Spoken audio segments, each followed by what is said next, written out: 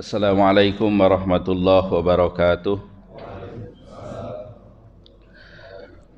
Bismillahirrahmanirrahim. Alhamdulillahilladzi hadana li hadza wa ma kunna linahtadiya laula an hadanallah. Alhamdulillahilladzi jama'ana li hadza wa ma kunna linajtami'a laula an jama'ana Allah. Asyhadu an la ilaha illallah wa asyhadu anna sayyidana Muhammadan abduhu wa rasuluh. Allahumma salli wa sallim ala sayyidina Muhammad wa ala alihi wa ashabihi ajmain. Amma ba'du. Hadirin jamaah salat subuh rahimakumullah. Alhamdulillah, puji dan syukur kita panjatkan kehadirat Allah Subhanahu wa taala. Atas karunia nikmatnya kita telah melaksanakan salat subuh dengan berjamaah. Mudah-mudahan segala amal ibadah yang kita laksanakan senantiasa diterima oleh Allah Subhanahu wa taala. Amin ya rabbal alamin. Salawat dan salam semoga tetap tercurah atas nabi kita, Nabi besar Muhammad sallallahu alaihi wasallam. Hadirin kaum muslimin rahimakumullah. Kajian kita pada subuh pekan kedua yaitu awwalu marrah at-tadabbarul Quran, yang artinya pertama kalinya saya merenungi atau mentadaburi Al-Quran. Mudah-mudahan ya, ala kulli hal dengan mengkaji mentadaburi Al-Quran ini kita termasuk ahlul Quran yang berhak ya, mendapat syafaat nanti di yaumil qiyamah dari Al-Quran ini. Baik, kemarin sampai halaman 28, di mana di situ disampaikan muwafaqatu awwali surah li akhiriha, kesesuaian awal surah, tema awal surah dengan akhir surah. Jadi setiap surat ya, dalam Al-Quran itu tema-temanya ya ini menarik bagi kita. Jadi ada kaitannya antara awal dan akhir. Dalam surah Al-Baqarah, kesesuaian awal dan akhirnya itu adalah sifat orang yang bertakwa. Yang pertama itu yang beriman kepada yang gaib. Kemudian diakhiri juga dengan sifat ini, yaitu sifat beriman kepada yang gaib. Yaitu amanar rasulu bima unzila ilaihi mir rabbihi wal mu'minun kullun amana billahi wa malaikatihi wa kutubihi wa rusulihi la nufarriqu baina ahadi mir rusulih wa qalu sami'na wa ata'na ghufranaka rabbana wa ilaikal masir. Wa hadza aidan imanun bil ghaib. Ini juga merupakan keimanan kepada yang gaib. Nah, mengenai yang gaib ini dulu sudah kita bahas, yaitu segala sesuatu yang tidak bisa ditangkap oleh panca indera. Kalau yang lawannya yaitu syahadah atau zahir, yaitu yang bisa ditangkap oleh panca indera. Contohnya umpamanya angin, walaupun tidak bisa dilihat oleh mata tapi bisa dirasa oleh kulit katakanlah. Itu termasuk syahadah, termasuk alam yang zahir, bukan yang gaib. Ada juga yang membagi yang gaib itu ada gaib ya nisbi ya, ada hakiki. Jadi gaib nisbi itu gaib untuk sebagian, tidak untuk sebagian. Nah, ada yang membagi seperti itu. Katakanlah seperti apa yang terjadi di Masjid Mujahidin. Nah, kita kan tidak tahu, tapi yang sana tahu begitu. Nah, itu ada yang menyebutkan gaib juga gitu. Tapi kalau kita melihat Al-Qur'an ya menyebut hanya alimul ghaibi wasyahadah ya. Jadi yang gaib dan yang syahadah.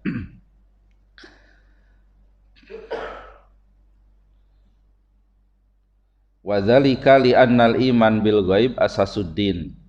Hal tersebut karena keimanan kepada yang gaib merupakan pondasi agama. Fa ini istaqarra fi qalbil abdi, kalau keimanan ini menetap atau kokoh dalam hati seorang hamba, itma'annal abdu wa sakanat nafsuhu, maka orang tersebut akan tenang, jiwanya akan tenang, wa saddaqa bi mau'udi rabbih, akan membenarkan janji Allah, janji Tuhannya, wa khafa wa'idihi, dan takut ancaman dari Allah, wa sabara ala aqdarihi, dan sabar atas ketentuan Allah, hatta yakuna abdan rabbaniyan, sehingga dia menjadi seorang hamba yang rabbani, hamba Allah, kama yuhibbullahu wa yarda, sebagaimana yang dicintai dan diridhai oleh Allah Subhanahu wa taala. Ini kemarin sudah kita baca terakhir, ya, diulang lagi untuk mengambil pelajaran bagi kita semuanya, bahwa keimanan kepada yang gaib, ya, itu merupakan fondasi agama, ya, fondasi agama. Jadi orang itu kalau keyakinan, ya, keimanan kepada yang gaibnya sudah kuat, ya, dia akan baik keberagaman, dalam beragamanya itu dia akan baik, begitu. Karena segala sesuatu yang katakanlah menimpa dirinya, atau segala hal yang ada di yang dekat dengan dirinya selalu dikaitkan dengan yang gaib, ya, dengan yang gaib. Yang gaib itu ya kepada Allah, yakin kepada malaikat, yakin adanya akhirat, gitu. Nah, kita dulu sudah membahas gaib itu dengan teori, ya, tujuh langit itu, yaitu yang berada di langit kedua sampai langit ketujuh, ya, sampai Sidratul Muntaha, sampai singgasananya Allah Subhanahu wa taala, ya. Dan kita yakini bahwa surga dan neraka itu dari sekarang pun sudah ada, gitu, sudah ada. Karena jadi bukan nanti kiamat baru diciptakan lagi surga neraka, gitu. Karena Al-Quran sendiri berbicara, bahasanya itu wa uzlifatil jannah, ya, ketika surga didekatkan, ya, ketika surga didekatkan.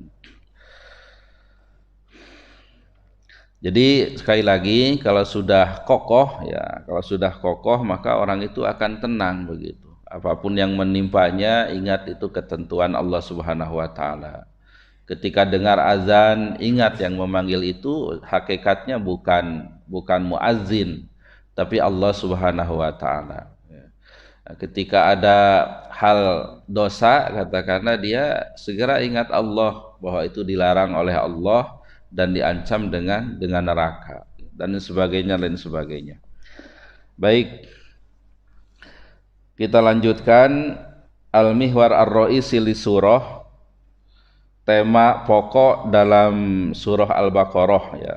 Jadi ada temanya sebagai kesimpulan dari penulis buku ini, yaitu al-istikhlafu fil ardi biman hajillahi ta'ala. Istikhlaf itu memimpin, ya, memimpin. Asal artinya itu dari khalafa, ya, menggantikan. Artinya menggantikan peran Allah Subhanahu wa taala, ya, dalam memimpin dan mengurus bumi, ya. Biman hajillah, dengan sistem, dengan aturan, dengan kurikulum dari Allah Subhanahu wa taala. Wa qad aradat as-suratu wa bayanat hadzal hadfa wa hadzal manhaj bitartibin badi'. Surah Al-Baqarah menyampaikan, ya, dan menjelaskan tujuan memimpin bumi ini, dan hadzal manhaj, dan sistem dari Allah, ya, bitartibin badi', dengan urutan yang sangat indah, wa tasalsulin ra'i, dan keterkaitan yang sangat unik, yasilu ilal qulub, yang sampai kepada hati, wal uquli, dan ukul, bisalah satin wa yusrin, dengan mudah dan gampang. Salasah yusrin itu hampir sama artinya mudah gitu. Nah, nanti insyaallah dalam surah Al-Baqarah ini akan dibahas namanya al-manhaj wad dustur ya. Jadi sistem dan perundang-undangan dari Allah Subhanahu wa taala ya. Kalau bumi ini ingin baik ya, ya istilah khilafah itu kita jangan apa istilahnya, jangan a priori juga gitu ya, jangan a priori juga ya. Jadi ya biasa saja ya, karena itu bahasa Arab ya, istikhlaf ya. Bahkan Al-Qur'an sendiri untuk kepada Nabi Adam itu kan inni ja'ilun fil ardi khalifah ya, khalifah itu. Ya, jangan a priori juga karena intinya itu baik ya, baik perannya. Baik. Mawadi surah al-mubarakah. Mawadi, sekali lagi ya, sedikit-sedikit belajar bahasa Arab. Mawadi itu jama dari maudu. Maudu itu judul atau tema ya. Mawadi ya itu tema-tema ya. Jadi setiap surah itu tidak satu tema, tapi mungkin beberapa banyak tema yang disampaikan di situ ya.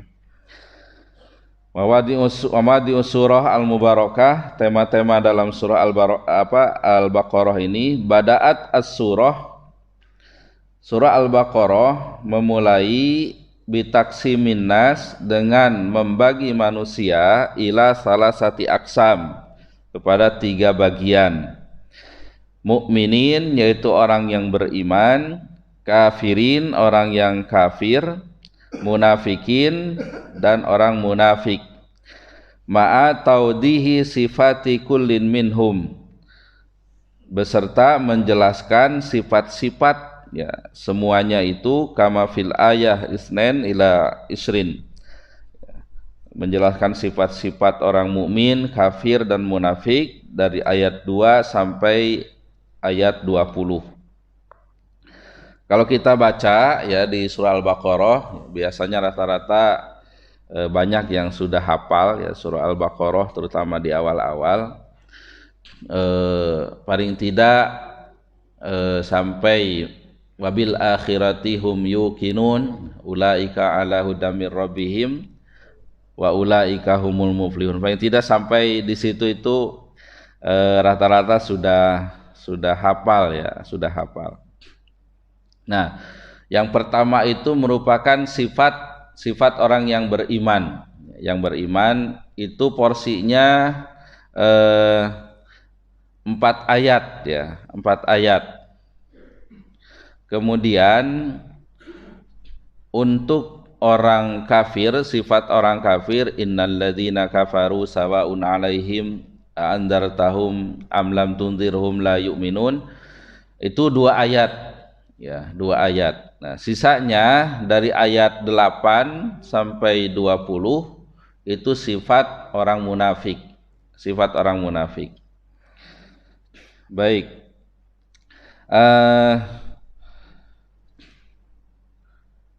Kalau orang mukmin ya, orang mukmin yang di sini disifatkan dengan yang bertakwa ya, yaitu yang beriman kepada yang gaib ya, mempercayai yang gaib, adanya yang gaib ya.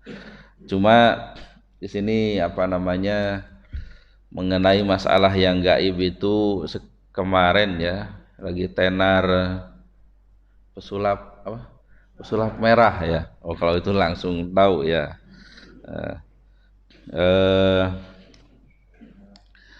Yang membongkar katanya sihir-sihir itu ya. Yang jelas memang sebagaimana dulu sudah kita bahas ya, bahwa jin itu memang ada ya, jin itu ada. Begitu juga sihir Ya, sihir itu ada. Ya, kalau kita baca di surah Al-Baqarah, ya awalnya orang-orang kafir itu menuduh yang mengajarkan sihir itu Nabi Sulaiman, tapi dibantah oleh Allah. Yang mengajarkan ya, sihir itu yaitu Harut dan Marut, ya, Harut dan Marut, malaikat yang diturunkan gitu. Dan itu untuk apa? Untuk menguji, ya, ya, untuk menguji manusia, untuk menguji manusia. Gitu. Jadi percaya kepada jin ya atau percaya kepada dalam hal kekuatan ya atau percaya kepada kekuatan Allah Subhanahu wa taala gitu. Jadi di dunia ini ya, ya uniknya Allah Subhanahu wa taala membuat berbagai macam ujian itu dikasih tahu gitu jawabannya, tinggal manusia memilih, tinggal manusia memilih. Katakanlah Allah menciptakan ya, untuk apa diciptakan babi katakanlah gitu ya, untuk menguji manusia bisa nggak menjauhi babi itu, dan Allah memberitahukan kalau itu nggak boleh gitu ya, begitu juga katakanlah sihir, Allah memberitahukan ada ilmu sihir itu gitu. Nah, bagaimana manusia bisa jauh atau tidak dari sihir itu ya, dan diantara sihir itu adalah mayufarriqu nabihi bainal mar'i wa zaujih ya. Jadi ada sihir yang bisa menceraikan suami istri begitu, menceraikan suami istri begitu. Nah, di sini yang berperan ketika dalam sihir itu yaitu jin ya, jin yang kemarin sudah dibahas ya, bedanya setan istilah iblis, setan, jin ya. Kalau iblis itu memang rajanya yang dulu menggoda Nabi Adam di surga ya.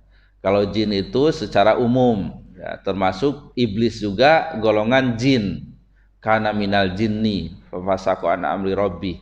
Jadi iblis juga kategorinya jin. Nah, adapun setan itu dari kata syatona, syatona itu jauh ya, lebih merupakan sifat ya, sifat makhluk yang menjauhkan seseorang dari Allah Subhanahu wa taala. Jadi ketika jin atau manusia menggoda yang lainnya, menggoda manusia untuk jauh dari Allah, maka itulah setan. Itulah setan. Ya, sebagaimana dalam surah An-Nas, alladzi yuwaswisu fi sudurin nas minal jinnati wan nas, yang menggoda mempengaruhi hati manusia dari kalangan jin dan manusia. Kita juga bisa melihat ketika iblis diperintah sujud kepada Nabi Adam, itu masih disebut iblis. Begitu juga dialog dengan Allah Subhanahu wa taala masih disebut iblis gitu. Nah, tapi ketika udah menggoda Nabi Adam, fawaswasalahuma syaiton, dia diganti namanya jadi setan gitu. Baik ya. Jadi tadi itu yang berperannya adalah jin yang merupakan setan gitu ya, yang dalam hal sihir itu ya. Nah, kemudian bagi kita itu memang hal-hal yang gaib seperti itu ada ya. Kita juga mungkin pernah melihat orang kesurupan dan sebagainya ya. Baru 2 minggu yang lalu saya juga melihat yang kesurupan itu.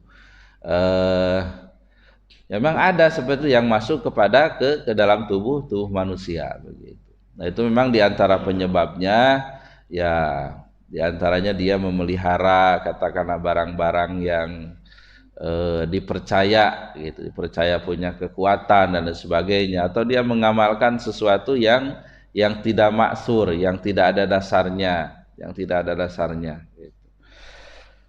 Nah, ya, untuk hal itu ya Allah Subhanahu wa taala ya, melalui Nabi Muhammad sallallahu alaihi wasallam menurunkan contoh ya, bagaimana menangkal sihir tersebut, yaitu dengan bacaan-bacaan ruqyah syar'iyyah, ya, bacaan-bacaan yang memang ada contohnya dalam Al-Quran, dipraktekkan juga dalam hadis dan sebagainya.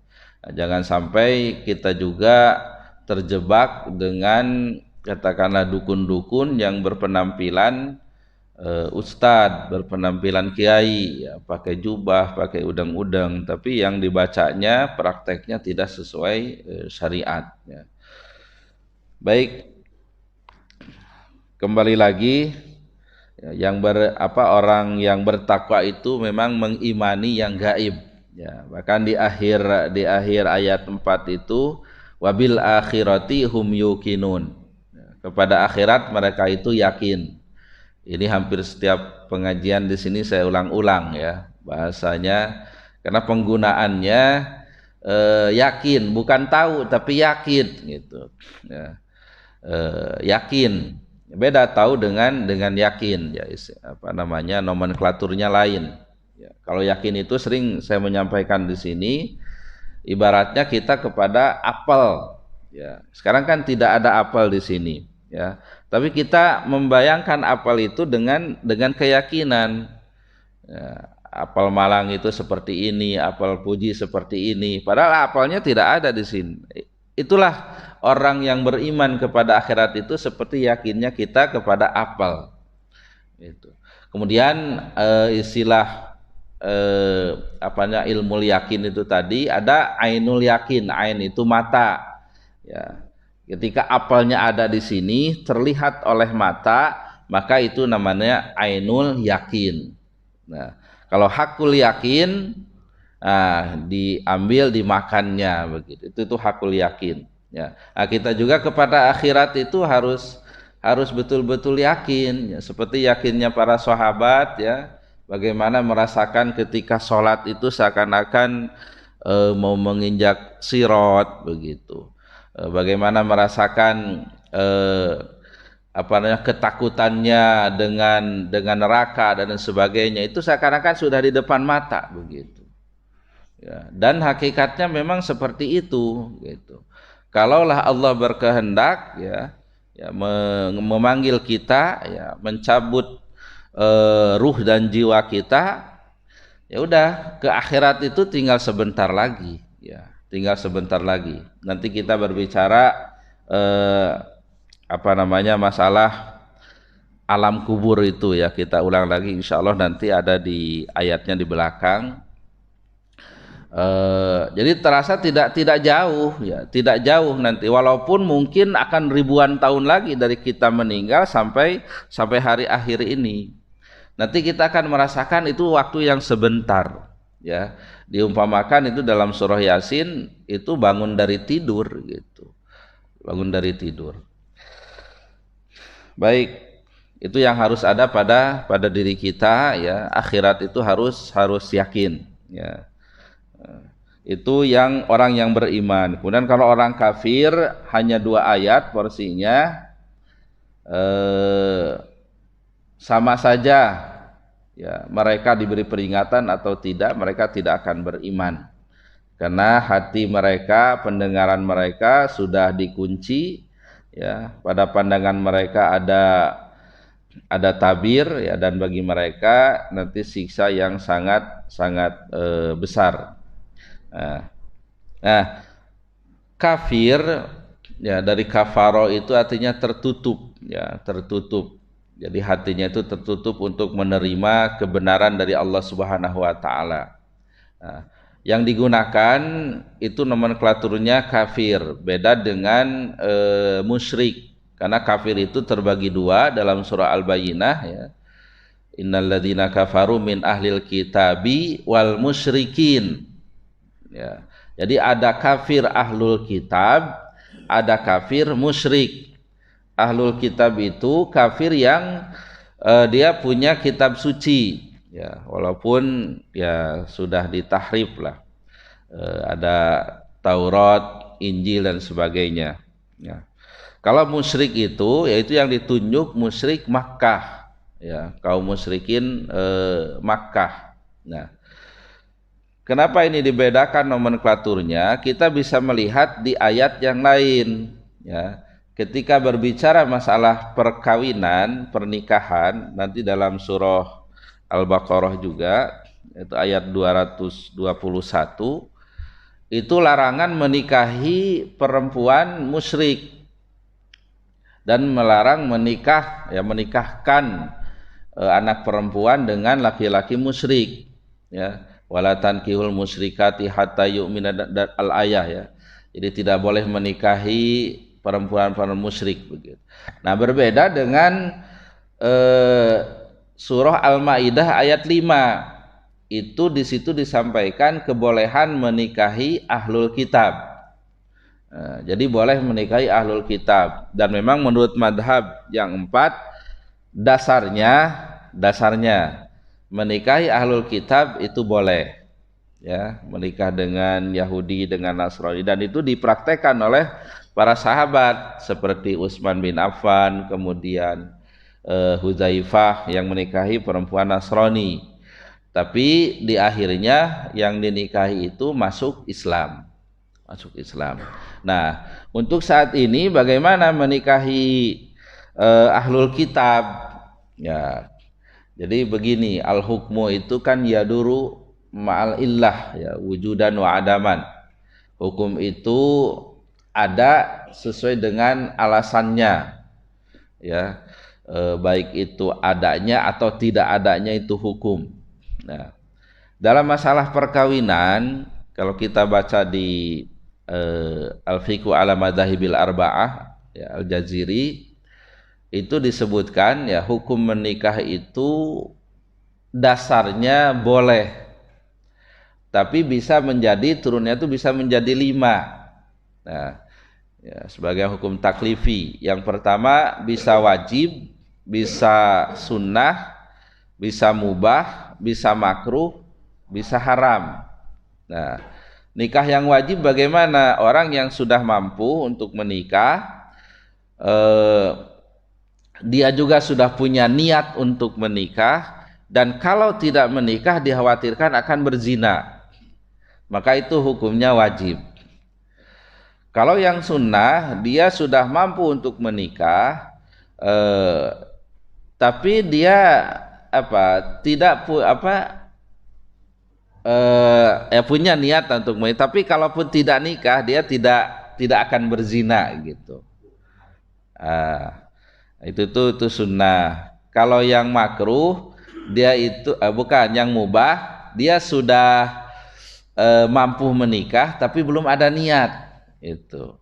Nah, itu tuh mubah.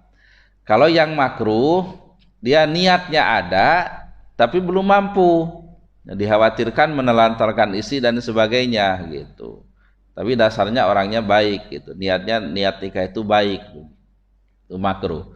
Kalau yang haram, dia punya niat nikah tapi untuk menyakiti pasangannya, untuk menyakiti istrinya umpamanya.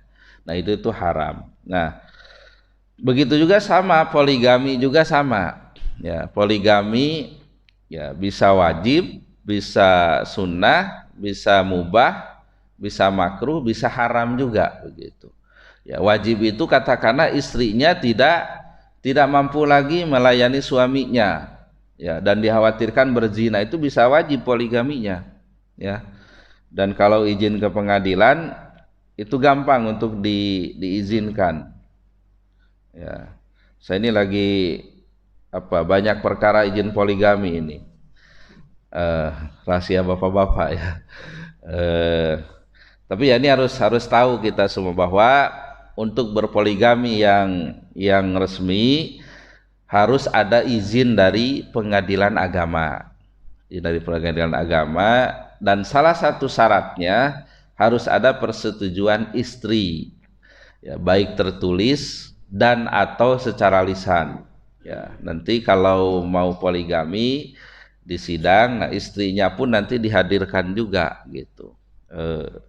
Apakah menyetujui atau tidak gitu. Bahasanya itu kalau istri persetujuan, kalau pengadilan izin.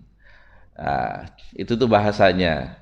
Artinya kalau izin itu mutlak harus. Tapi kalau persetujuan bisa saja istrinya tidak setuju, tapi pengadilan mengizinkan. Ya.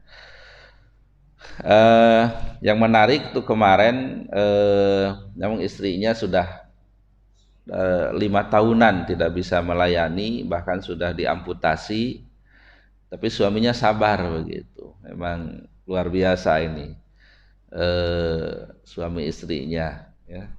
Dan terakhir istrinya yang mencarikan jodoh untuk suaminya, dan ternyata yang dicarikan itu udah janda, udah punya anak 5 itu, dari istri pertamanya 2 begitu. Nah, ini menarik, kemarin kita peninjauan setempat, karena nanti di aturan izin poligami ke pengadilan itu harus mencantumkan harta bersama dengan istri yang pertama. Itu. Kalau tidak itu ditolak, bisa ditolak. Kecuali memang tidak ada. Jadi harus dicantumkan harta bersama, bahwa selama menikah dengan ini didapat harta ini lengkap semuanya. Nah, nanti itu ditetapkan ya, supaya kedepannya tidak ada masalah, ya, tidak ada masalah. Katakanlah ketika terjadi perpisahan, ya, baik dengan cerai atau kematian. Karena kalau harta bersama dengan istri pertama ya dibagi 2 gitu. Dan ketika didapat lagi harta bersama sudah menikah dengan istri yang kedua, nanti jadi dibagi 3 begitu. Jadi panjang lebar poligami ya, ngajarin poligami bapak-bapak. Tapi yang jelas itu ada aturannya. Jadi kita juga jangan alergi dengan poligami. Ketika dalam keadaan tertentu poligami itu bisa wajib begitu. Ya, tapi yang mau berpoligami memang ikuti ya, aturan yang ada, dapat izin dari pengadilan, baru keterusan agama akan menikahkan dengan resmi, dan dia akan dapat buku nikah. Sehingga anak yang lahir statusnya itu jelas, dia punya kekuatan hukum, sehingga ketika membuat akta kelahiran itu mudah. Berbeda dengan poligami tanpa izin pengadilan, poligami sirri katakanlah. Nah, itu tidak punya kekuatan hukum, sehingga ketika ada anak lahir itu susah dibuatkan akta kelahiran dengan nama bapak ibunya. Kalaupun bisa, pasti hanya nama ibunya saja, gitu. Karena perkawinannya tidak punya kekuatan hukum. Ya. Beda ya antara sah dan punya tidak punya kekuatan itu beda. Ya. Jadi katakanlah pernikahan sirri, ya jangan poligami dulu lah, pernikahan sirri. Secara fikih itu bisa kategori sah gitu. Tapi karena dia tidak dicatat di KUA, tidak punya buku nikah, maka bahasanya tidak punya kekuatan hukum. Nah, kemudian kalau di Indonesia ada lembaganya pengesahan nikah. Jadi pernikahan yang tadi itu bisa disahkan ya oleh pengadilan, Ya. Baik, ini nyerempet ke hukum positif, ya tidak apa-apa untuk kawasan kita semuanya. Kembali lagi ya, tadi pernikahan itu bisa 5 ya, bentuknya itu 5. Nah, maka menikahi ahlul kitab juga sama, bisa jadi 5 juga hukumnya ya. Bisa wajib, mungkin di daerah tersebut yang ada perempuannya hanya ahlul kitab saja gitu. Dan si laki-laki ini yakin ketika menikah dengan ahlul kitab itu dia bisa merekrut si perempuan itu menjadi Islam katakanlah, ya, bisa jadi wajib begitu, dan dikhawatirkan berzina dan sebagainya. Terus sunnah, mubah, makruh, haram. Nah, tapi untuk konteks Indonesia ya ada kekhawatiran karena ada penelitian yang menikah ahlul kitab, muslim dan ahlul kitab ya, itu rata-rata anaknya itu mengikuti agama ibunya. Ya, mengikuti agama ibunya, itu ada penelitiannya. Nah, sehingga dikhawatirkan untuk konteks Indonesia, dikhawatirkan anak keturunannya itu ikut agama ibunya, dan dikhawatirkan ya memang laki-lakinya ini tidak bisa membawa istrinya gitu. Karena ya memang mereka itu militan juga untuk merekrut ke agamanya itu, ya. Nah, ini harus hati-hati. Maka untuk konteks Indonesia ya bisa kategori makruh atau haram begitu. Haram itu bisa umpamanya menyebabkan dia masuk agama ahlul kitab itu gitu, masuk agama lain, itu bisa haram kategorinya gitu. Baik. Nah, ini istilah apa namanya nomenklatur kafir, musyrik, ahlul kitab, yaitu dibedakan. Ya, itu dibedakan, nanti terutama kelihatan perbedaannya dalam konteks menikah. Baik, yang ketiga di sini disebut munafikin. Nah, porsinya hampir 12 ayat ya tentang berbicara orang munafik. Nah, ini simbol juga ya, simbol juga. Ini kan gambaran manusia menerima Al-Qur'an itu 3. Yang mengimani, yang kafir, yang sifatnya itu munafik gitu. Kemudian porsi banyaknya juga ya melihat ayatnya gitu. Ya, ayatnya sekitar ya 4% itu berapa lah, dari 20 itu berapa, kafir itu 2, sementara munafik banyak gitu. Nah, ini juga simbol juga bahwa ya orang munafik itu lebih banyak juga daripada orang kafir begitu, daripada orang kafir. Mengenai munafik ini ya, ini ayatnya sampai 12, kemudian nanti dijelaskan juga dalam surah An-Nisa ya. Bahkan nanti juga ada surat khusus yaitu Al-Munafikin, mengenai orang-orang munafik. Nah, ini juga harus jadi pelajaran bagi kita semuanya. Jangan sampai kita kategori orang munafik ya, karena sifat-sifatnya itu sangat jelas sekali ya, sangat jelas sekali ya. Bagaimana dalam hal kebaikan, berinfak itu sangat sulit sekali begitu. Terutama yang membedakan itu ya, yang sangat itu dalam sholat ya, dalam sholat. Makanya selalu diingatkan berkali-kali ya, setiap ustadz mungkin menyampaikan ya, karena sholat itu dalam Al-Quran hanya 2, sholatnya orang mukmin dan sholatnya orang munafik. Nah, sholat orang mukmin itu dalam surah Al-Mu'minun itu yang khusyuk. Nah, dalam orang munafik sholatnya dalam surah An-Nisa itu idza qamu ila sholati qamu kusala. Kalau mau sholatnya itu malas begitu. Jadi orang munafik pun sholat juga gitu, tapi sholatnya itu malas ya, malas gitu. Nah, kalau dulu dasarnya orang munafik itu munafiknya i'tiqadi. Jadi mereka tidak meyakini Nabi Muhammad Shallallahu Alaihi Wasallam sebagai nabi, itu mereka nggak meyakini sama sekali. Seperti siapa gembongnya munafik itu ya, Abdullah bin Ubay itu ya, itu gembongnya itu mereka nggak meyakini kenabian Nabi Muhammad Shallallahu Alaihi Wasallam begitu. Nah, itu kategorinya kategori munafik i'tiqadi. Ya, sehingga mereka tidak boleh disolatkan dalam surah At-Taubah itu kan, wala tusalli ala ahadim minhum mata abada, al-ayah. Jangan sholat di hadapan orang yang hatinya itu sudah mati, itu tutup orang munafik, jadi nggak boleh disolatkan.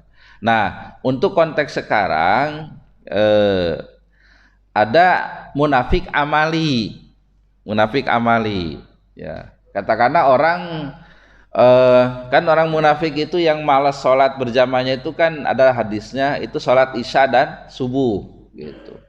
Nah, ini ada orang yang ya malas sholat isya subuh atau bahkan tidak sholat sama sekali begitu. Nah, ini gimana hukumnya ketika dia mati? disolati enggak gitu. Nah, untuk yang amali ini menurut para ulama ya bolehlah disolati gitu ya, boleh disolati gitu. Karena mungkin dalam i'tikadnya ya mereka meyakini apa Allah, nabi dan sebagainya meyakini, tapi mungkin amalnya saja yang menyerupai amal munafik begitu. Nah, kita juga jangan sampai terjerumus kepada sifat kemunafikan. Ini ayat apa hadisnya sering saya ulang di sini.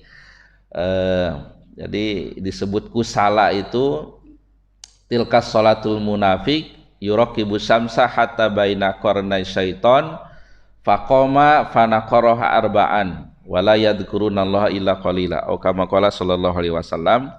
Itulah salatnya orang munafik, mereka menunggu matahari sampai di antara dua tanduk setan. Nah, ini simbol ketika matahari terbit dan ketika matahari terbenam. Itu diibaratkan tanduk setan dan di situ tidak boleh sholat ya. Nah, jadi menunggu sampai kalau subuh ya sampai matahari terbit, kalau asar sampai matahari terbenam. Artinya secara umum orang munafik itu suka menunda-nunda waktu sholat tanpa alasan, tanpa udzur syar'i gitu. Soalnya dia bisa sholat di awal gitu ya, tapi dia akhirkan gitu. Berbeda dengan ada udzur, katakanlah lagi perjalanan pokoknya yang lagi di tol sebagainya gitu kan, itu lain lagi, ada udzur syar'i gitu.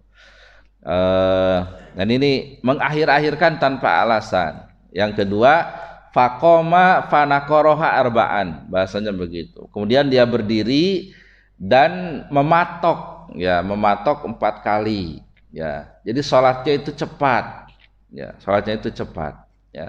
Jadi jangan sampai sholat kita itu cepat ya. Yang tahu sholat kita ya kita sendiri ya.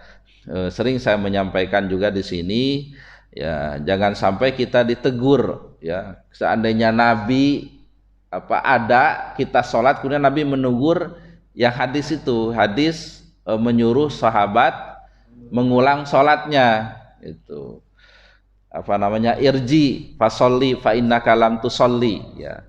Jadi ya, Nabi sedang berkumpul, ada sahabat tapi sahabatnya tidak disebutkan siapa namanya, kemudian tidak juga disebutkan sholatnya apa, mungkin sholat tahiyatul masjid atau apa gitu. Ketika setelah sholat menghampiri Nabi baca salamnya dijawab, tapi Nabi menyatakan irji fasolli fa innaka lam tusolli, balik lagi, sholat lagi, tadi kamu belum sholat gitu. Dalam hadis itu ada satu riwayat sampai 3 kali orang ini mengulang sholatnya gitu. Akhirnya dia menyerah, saya tidak bisa yang lebih bagus dari ini ya Rasul begitu. Nah, akhirnya Nabi mengajari sahabat tersebut bagaimana sholat ya. Setelah berdiri baca takbir, kemudian faqra ma tayassara minal Qur'an, baca Al-Quran, lebih spesifik Al-Qurannya itu surah Al-Fatihah ya. Nah kemudian ini nggak apa-apa diulang ya. Jadi Al-Fatihah itu kemarin sudah saya sampaikan afdolnya ya. Kalau kita baca di surah Al-Muzammil tentang warattilil Qur'ana tartila, bacalah Al-Quran dengan tartil. Di situ ada 2 hadis. Yang pertama hadis riwayat Aisyah, yang kedua hadis riwayat Ummu Salamah. Hadis Aisyah itu hadis tentang tatwilul huruf, memanjangkan huruf. Jadi tidak gerasak gerusuk bacanya itu. Jadi santai begitu. Yang kedua qat'ul ayah, itu hadis Ummu Salamah. Nabi kalau sholat itu setiap ayatnya berhenti ya, walaupun boleh wasol gitu, tapi afdolnya berhenti setiap ayat ya. Alhamdulillahirabbil alamin Ar-Rahmanir Rahim gitu. Jadi berhenti setiap ayat. Jadi tidak cepat. Kemudian mengenai surah, memang ada hadis-hadis Nabi membaca surah ini setelah maghrib, setelah isya, setelah subuh begitu. Memang ada contohnya ya. Seperti kalau Jumat itu ya ayat sajadah ya, subuh Jumat itu sajadah sama ad-dahr ya. Nah, Tapi secara umum, ya secara umum salat subuh itu surat-suratnya at-tiwal al-mufassal bahasanya. At-tiwal al-mufassal itu surah-surah yang panjang. Ya, surah-surah yang panjang. Kalau maghrib itu al-qisar al-mufassal. Ya, surah-surah yang pendek. Tapi surah yang pendek itu kategorinya dari surah ad-duha sampai at-takatsur gitu. Nah, kalau yang isya itu yang pertengahan. Kalau mengajari muaz itu kan as-samsu ya, ukurannya itu surah as-samsu, ad-duha gitu. Itu salat isya seperti yang pertengahan gitu. Nah, ini juga salat maghrib kadang kita juga mendengar awalnya surah al-kafirun, kemudian ininya al-ikhlas, ya boleh-boleh saja sebenarnya. Tapi kalau kita melihat hadisnya, surah Al-Kafirun dan Al-Ikhlas itu dibaca ba'diyah maghrib dan qobliyah subuh. Jadi setelah Al-Fatihahnya itu. Jadi bukan ketika maghribnya, bukan ketika maghrib, salat maghribnya. Walaupun itu juga boleh dibaca begitu. Ya itu tuh masalah bacaan surah ya, karena memang itu sunnah kategorinya. Tapi juga jangan sampai sama sekali enggak ya. Kemudian ruku ya bahasanya itu sumarka hatta tatma'inna roki'an. Begitu juga sujud hatta tatma'inna sajidan. Ruku sujud itu harus betul-betul tumakninah. Ya, tumakninah itu berhentinya seluruh anggota tubuh pada tempatnya, berhenti. Ukurannya minimal subhanallah. Jadi jangan sampai masih ada gerak-gerak udah beralih ke gerakan lain gitu. Ya, jadi harus betul-betul merasakan dulu begitu. Ya, harus betul-betul merasakan dulu. Ya. Kalau riwayat Aisyah memang, tapi ini sholat sunnah ya, sholat sunnah Nabi itu ya tidak, bahasanya itu tidak tergambar keindahan ruku dan sujudnya itu bahasanya, saking lamanya gitu. Kemudian begitu juga ketika i'tidal, nah ada hadis i'tidal itu innallaha la yanduru sholata abdin la yuqimu fiha sulbahu baina ruku'iha wa sujudiha atau kama qala sallallahu alaihi wasallam. Sesungguhnya Allah tidak melihat salatnya seorang hamba yang tidak tegak tulang rusuknya antara ruku dan sujudnya. Jadi ketika i'tidalnya tidak tegak begitu. Tidak dilihat lagi oleh Allah begitu. Artinya tidak diterima, tidak bagus salatnya. Jadi belum sampai tegak udah meluncur sujud begitu. Nah, adapun menyimpan tangan setelah i'tidal, nah ini majalul khilaf. Ya, beda pendapat. Itu silahkan saja mau mana, mau ditekap begini, mau dikebawahkan, ya terserah. Cuma yang saya baca memang tidak ada dalil hadis khusus tangan itu di mana ketika i'tidal gitu. Berbeda ketika qiyam, ketika baca Al-Fatihah. Itu kan banyak riwayatnya, ada yang di sini, ada yang di sini dan sebagainya, gitu. Nah, ketika i'tidal itu tidak ada di mana tangan gitu. Sehingga banyak yang dilepaskan. Tapi melihat keumuman hadis ya, bahwasanya ketika Nabi berdiri, nah itu kan bahasanya Nabi berdiri, Nabi menyimpan tangannya di sini gitu. Nah, sehingga ada yang berpendapat karena ada hadis yang umum yang menunjukkan bahwa Nabi menyimpan tangannya, katakanlah yang di dada sebelah sini gitu. Nah, ada yang menyebutkan ya yang utama sini gitu. Tapi ya itu tuh hanya pendapat ya mengenai menyimpan tangan itu masalah majalul khilaf ya. Begitu juga bacaan-bacaan ketika ruku, sujud dan sebagainya ya. Yang menjadi catatan di sini salat itu harus tumakninah. Ya, harus tumakninah. Jangan sampai kita kategori salatnya orang munafik. Ini selalu diingat-ingat khususnya untuk diri saya sendiri, karena memang ya salat itu sulit ya, untuk khusyuk itu sulit ya, karena ya memang godaan setan tadi. Makanya di antara solusinya itu ya dengan berjamaah itu ya, dengan berjamaah karena dengan berjamaah itu untuk peluang diganggu oleh setannya itu beda dengan ketika menyendiri gitu. Kan ada juga itu apa namanya penjelasannya ketika sholat sendiri itu ingat ini dan sebagainya, sehingga rokaat pun lupa begitu. Nah, bawaannya pengen cepat juga begitu. Nah, ini mengenai masalah sholat ya silahkan kita evaluasi masing-masing sholat kita. Yang jelas jangan sampai seandainya Nabi melihat kita sholat, Nabi menyuruh kita mengulang sholat kita. Gitu. Baik, Bapak Ibu sekalian, sudah jam 6. Di sini baru sedikit yang kita baca, tapi mudah-mudahan ada manfaatnya. Barangkali ada yang salah perlu diluruskan, atau mungkin ada yang kurang perlu ditambah, atau mungkin ada pertanyaan untuk didiskusikan. Oh iya.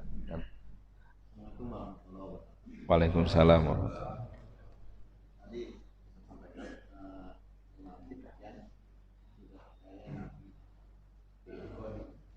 Inti kode.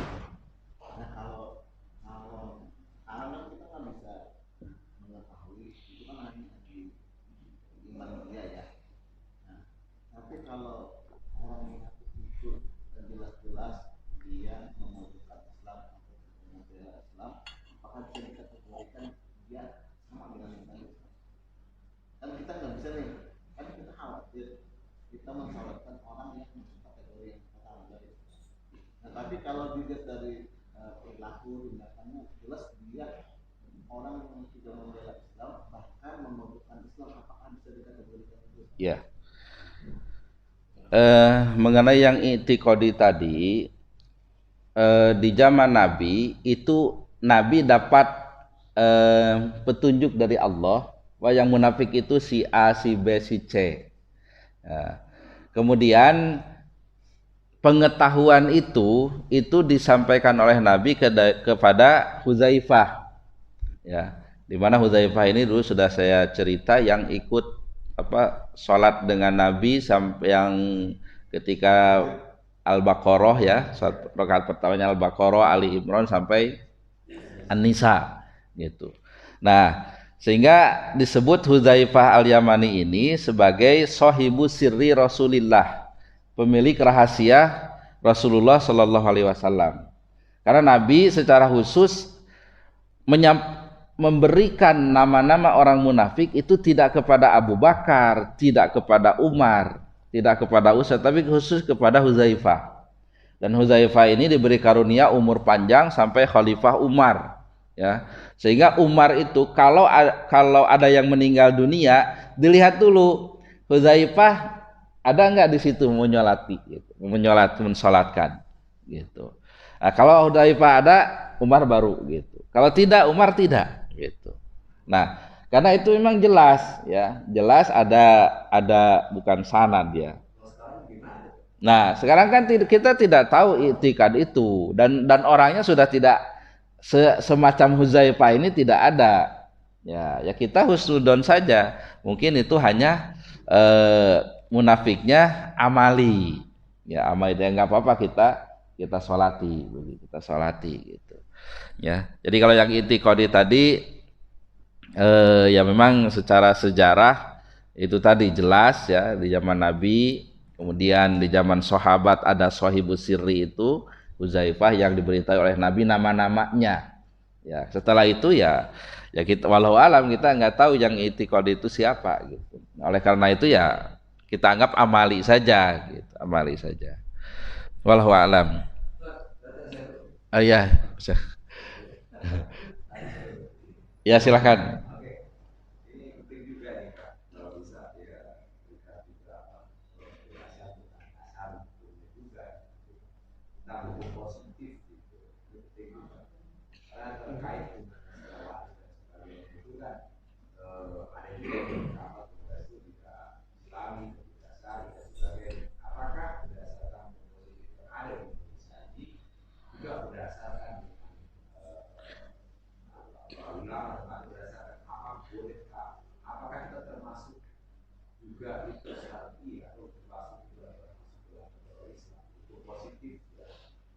Ya. Ya. Memang seharusnya memang harus ada ya tentang fikih ini yang kaitannya dengan hukum positif. Tapi secara umum nanti insya Allah kita akan nyerempet-nyerempet ke situ. Secara umum hukum perdata di Indonesia ya itu memang mengadopsi dari fikih Islam ya, perkawinan, perceraian. Cuma nanti ada beberapa catatan lah, termasuk hukum waris, ya, hukum waris. Nah, namun dalam masalah hukum waris ini banyak sekali pembahasannya, terutama yang khilafiyah, yang beda pendapat itu, yang masuk di kompilasi yang menjadi hukum positif mengenai ahli waris pengganti dengan wasiat wajibah. Ya, itu dalam fikih tidak ada ahli waris pengganti istilahnya. Karena gini, ahli waris pengganti itu ada A itu kakek, B ayah, C cucu. Nah, ternyata B meninggal duluan daripada A, gitu. Nah, dalam fikih si kakek ini tidak bisa mewarisi cucu. Itu bukan ahli warisnya, karena ahli warisnya itu adalah ayahnya yang sudah meninggal duluan. Nah, tapi dia punya hak namanya uang, semacam uang kerahiman lah, bisa dia dikasih kalau kakeknya ini meninggal. Tapi dalam kompilasi hukum Islam, si anak ini, si C ini naik ke posisi B, dapat sebagai jadi ahli waris pengganti. Bagiannya sama dengan ayahnya. Yang kedua yang masih debatable itu wasiat wajibah, yaitu mengenai anak angkat. Anak angkat dapat tapi tidak boleh lebih dari sepertiga. Tapi bukan warisan, namanya wasiat wajibah. Begitu juga nanti ada khilafiyah itu ketika ada anak perempuan dengan saudara, gitu. Dalam fikih itu ada khilafiyah sebenarnya. Paham nggak nih? Jadi anaknya itu perempuan semua. Nah, yang meninggal punya saudara, gitu. Ada yang berpendapat saudara ini tidak terhijab, artinya dapat, gitu, dapat warisan. Ada yang berpendapat dia apa namanya terhijab oleh anak perempuan ini, gitu. Nanti kalau dasarnya memang agak panjang lebar, tapi khilafiyahnya saja. Nah, yang dipegang di Indonesia dan menjadi jurisprudensi, si anak perempuan ini menghijab saudara laki-laki ini, gitu. Jadi si saudara ini tidak dapat. Kalau ada anak laki-laki kan jelas ya, jelas dia ya, apa asobah yang menghabiskan. Nah, ini masalah anaknya perempuan semua, gitu. Tapi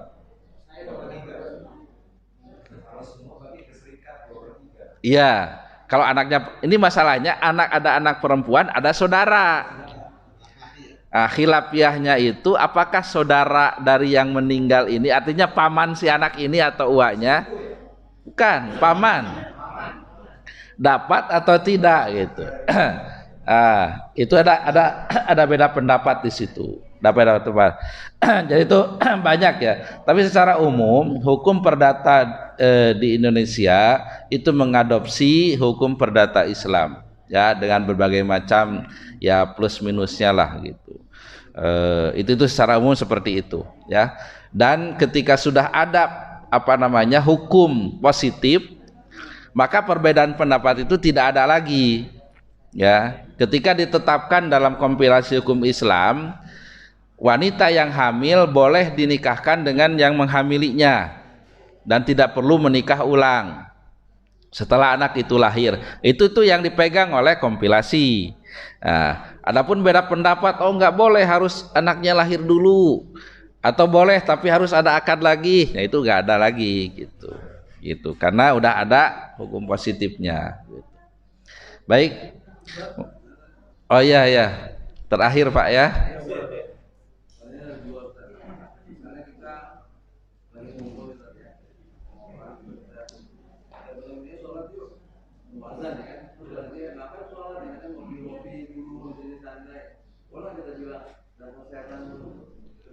Apa?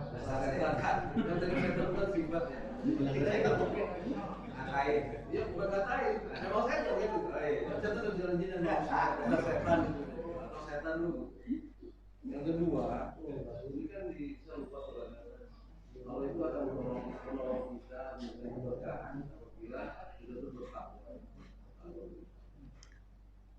Sekarang kalau dari patokannya kalau syukur kalau kita tuh ciri orang yang munafik itu ada agak banyaknya yang orang munafik yang agak banyak musuh kita gitu. Berarti musuh kita. Karena kan munafik itu kalau bertemu sama kita dibilang kita bagian dari kamu, tapi juga bertemu orang kafir, orang musyrik segala macam, sebenarnya saya bagian dari kalian. Musuh dalam selimut dan kita memiliki kita berada di hubungan ya, kalau seperti itu. Nah, ada satu, saya mau tanya juga, ada satu ulama di sini, tapi bukan di kita, bukan di dalam selimut. Dia pernah cerita gitu. Dia dipilih jadi RT, dia bilang kalau warga saya kalau jadi RT harus ini berjamaah di masjid. Kalau enggak, kalau mati nggak ada sholat. Menurut pendapat Ustaz gimana? Ya, baik. Kalau yang pertama, jadi Islam itu ya dalam berdakwah ya, ud'u ila sabili rabbika bil hikmah, dengan bijaksana. Jadi bukan berdakwah itu menimbulkan masalah gitu. Ya, kita pun kadang menyayangkan ketika ada yang berdakwah tapi malah bikin keresahan, bikin itu tidak boleh karena Nabi tidak mencontohkan seperti itu. Ya kalau tidak mau ya sudah tidak mau begitu. Nah, jadi nggak boleh kita bilang dasar setan atau apa, nggak boleh. Dan itu akan timbul keresahan, timbul masalah, ya akan timbul permusuhan. Ya itu tidak baik karena itu melanggar sesama kita ini adalah saudara gitu. Kemudian mengenai tadi RT yang tadi ya saya kira ya nggak boleh juga terlalu dalam tanda petik ekstrim. Kalau mengajak ya dengan dakwah sebagainya itu keharusan. Tapi Nabi sendiri punya tugas itu innama alaikal balag. Ya. Kewajiban itu hanya menyampaikan begitu, hanya menyampaikan, bukan untuk memaksa. Ya, katakanlah kalau orang kafir la ikrafi hanya menyampaikan begitu. Ya, bukan untuk memaksa dan timbul masalah begitu. Ya, walaupun nanti ada konteks ya di Al-Baqarah ini konteks perang. Ada juga jihad wal qital. Dan sampai sekarang jihad dan qital itu hukumnya tidak dicabut, masih ada gitu. Nah itu tapi kita lihat konteksnya. Ya. Tapi untuk masalah dakwah apalagi yang mengaku muslim, ya kita hanya menyampaikan, ya menyampaikan, mendoakan dan sebagainya. Ya bukan ya kalau kalau mau ikut atau tidak ya terserah begitu. Ya. Bukan forumnya untuk memaksa, ya. Baik, mungkin itu saja. Mudah-mudahan ada manfaatnya. Kita akhiri dengan doa kafaratul majlis. Subhanakallahumma wa bihamdika asyhadu an la ilaha illa anta astaghfiruka wa atubu ilaik. Alhamdulillahirabbil alamin. Assalamualaikum warahmatullahi wabarakatuh.